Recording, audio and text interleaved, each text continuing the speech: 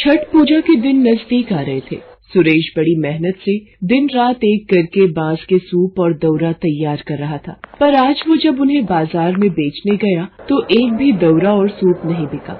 वो थका हारा घर वापस लौट आया। अभी छठ पूजा को 3 दिन बाकी है। छठ मैया का नाम लेकर कल दोबारा फिर सूप और दौरा बेचने जाना। मुझे विश्वास है छठी मैया हमारी सहायता जरूर करेंगी। माँ, छठ पूजा में तुम खीर पूरी बनाओगी ना? हाँ, मुझे भी खीर पूरी खानी है और मुझे 2 कटोरी भर कर देना और भानु भैया को 1। बड़ी आई 1 कटोरी देने वाली। माँ, अगर ये 2 लेगी तो मैं भी 2 कटोरी ही खाऊंगा। अरे तुम दोनों लड़ो नहीं, मैं तुम दोनों को बराबर ही दूंगी मेरे प्यारे बच्चों। हे छठ मैया हमारी मदद करो, इनका सामान बिक जाए। आपके नाम में बहुत शक्ति है माँ, आपने हमेशा दुखियों की सहायता की है छठ मैया। सरला छठ मैया को याद करती है और उनसे प्रार्थना करती है। उधर सुरेश बांस से बनाए सूप और दौरा बेचने निकल पड़ता है। दौरा ले लो, सूप ले लो। बहन जी क्या दूं? कुछ खरीद लो भैया जी, आज सुबह से बोनी नहीं हुई। सुनो जी, बड़ी दुकान से खरीदेंगे। पता नहीं ये बांस की टोकरी तो पुरानी लग रही है और सूप भी मैले हैं। भैया ये बांस कच्चा इस्तेमाल किया हुआ है। नहीं, हमें नहीं लेने। अरे खरीद लेती, उस बेचारे की भी थोड़ी कमाई हो जाती। ले लो भैया सूप, ले लो बांस की टोकरी ले लो। सब लोग बड़े बाजारों से खरीद रहे हैं। क्या करूं छठी मैया, मेरी मदद करो माँ, कोई भी नहीं खरीद रहा माँ। सुरेश निराश होकर घर वापस आ जाता है। कुछ खाने को नहीं है जी, थोड़े से चावल रखे थे, भानु और सोनम को उबाल कर दे दिए हैं।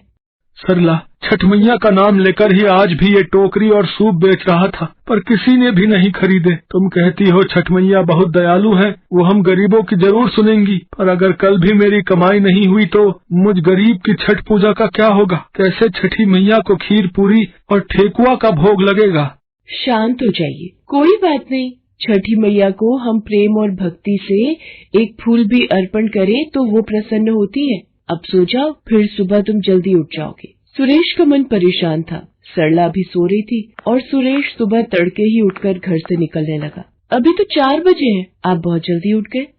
हाँ, मैं सोच रहा हूँ बाजार खुलने से पहले ही पहुँच जाता हूँ। सुबह सुबह लोगों का आना शुरू होता है, शायद कोई खरीद ले। सूप ले लो, दौरा ले लो। ए छठी मैया, आज कोई ग्राहक आ जाए, मेरी विनती सुनो मैया। घर पर सरला भी सोच में होगी, मैं आज खाली हाथ घर नहीं जा पाऊंगा माँ। टोकरी और सूप लेकर बैठे बैठे सुरेश को शाम हो जाती है, पर ना जाने लोग उसकी ओर देखते और मुंह फेर कर सामान अच्छी दुकान से खरीदने लगते। शायद बेचारे गरीब सुरेश के फटे हाल कपड़े और मैली चप्पल देखकर ही लोग उससे कुछ भी नहीं खरीद रहे थे। वो बेचारा भी क्या करता, भला उस गरीब पर कौन दयालु होता। सुरेश हिम्मत हार चुका था। वो रोने लगा और अपना सामान लेकर वापस घर चल पड़ा। मैं घर जाकर बच्चों को क्या जवाब दूंगा? सरला का छठ पूजा का व्रत है, वो शाम को क्या खाएगी? ए छठी मैया, हम भक्तों के विश्वास की लाज रखो माँ। कहाँ हो मैया, मेरी मदद करो मैया। रोते रोते परेशान हालत में सुरेश घर की ओर जा रहा था। अचानक चक्कर खाकर वो जमीन पर गिर पड़ा। नारायण नारायण, देवी छठी, ये आपकी कैसी लीला है माँ? आपका भक्त सुरेश बेहोश होकर धरती पर गिर गया है। घर पर इसके बीवी बच्चे आपके नाम का जाप कर रहे हैं कि आपके व्रत और पूजन से इनके घर में खुशियाँ आएंगी। हे छठ मैया, इनकी सहायता करो। नारद मुनि, मैं अपने भक्तों के विश्वास को कभी भी डगमगाने नहीं दूंगी। मेरा छठा रूप इस प्रकृति और भक्तों के कल्याण के लिए ही हुआ है। जो कोई भक्त प्रेम और श्रद्धा से मुझे याद करेगा, मेरा आशीर्वाद सदैव उनके साथ रहेगा। देखते ही देखते छठी मैया एक बूढ़ी औरत का रूप ले लेती है और सुरेश के पास पहुंचती है। सुरेश को जब होश आता है, वो अपने आप को एक झोपड़ी में पाता है। आप कौन है माँ, और मैं यहाँ कैसे आया? बेटा, तुम रास्ते में बेहोश हालत में गिरे हुए थे, मैं ही तुम्हें यहाँ लाई हूँ। माँ, आपका बहुत बहुत शुक्रिया। अब मैं चलता हूँ, घर में सरला और बच्चे मेरी राह देख रहे होंगे। आपने मेरी मदद की माँ। मेरे पास उपहार स्वरूप में आपको देने के लिए ये दौरा और सूप है। माँ, ये एक दौरा और सूप आप मेरी तरफ से रखो। आज छठ मैया की पूजा है, आप भी तो माँ समान हो। खुश रहो बेटा, ये उपहार मुझे बहुत प्रिय है। ये लो बेटा, ये पोटली में छठी मैया का प्रसाद है, इसे मेरी तरफ से रख लो। बूढ़ी अम्मा से विदा लेकर सुरेश अपने घर की ओर चल पड़ता है, पर अभी भी सुरेश चिंता में ही था। देवी छठी, क्या सुरेश आपका आशीर्वाद पाकर चिंताओं से मुक्त होगा? नारद मुनि, मेरे भक्त संपूर्ण विधि विधान से मेरे व्रत को रखते हैं।